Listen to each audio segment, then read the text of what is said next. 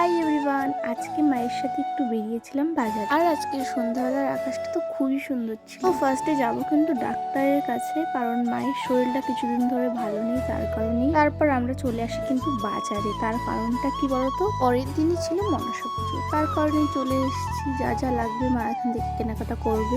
আর আমাদের মনসা পুজোয় জানো তো, ঠাকুর দিয়ে পুজো করে না, মানে ঘট দিয়েই পুজো করে। তো তোমাদেরও কারো এরকম করে থাকলে অবশ্যই কমেন্টে জানিও। তো এখানে মা ঘট বাসছিল, তো দেখো নেওয়া হয়ে গেছে। তো দেখো যা যা লাগে সেসব জিনিসই নিচ্ছিল, কাঁচা পান, সুপারি, তারপর এই প্যাকেজে সবকিছুই ছিল পুজোর জিনিসপত্র।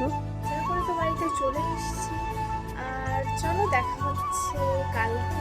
এইখানে দুধ কলা দেবে, সেইখানে মা সুন্দর করে পরিষ্কার করে লেপে নিয়েছে। আর দেখতেই পেলে যে ঘটও সাজানো হয়ে গেছে, সব জিনিস এনে রেখেছে। এইখানে বসে এখন পুজোটা করবে মা।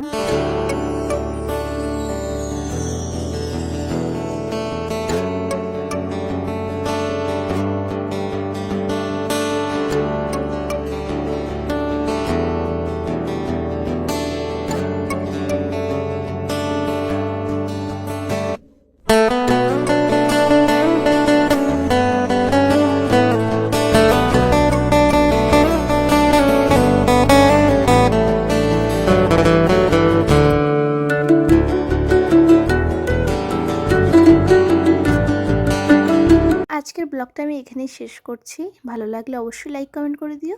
বাই বাই, দেখা হবে অন্য কোনো ব্লগে।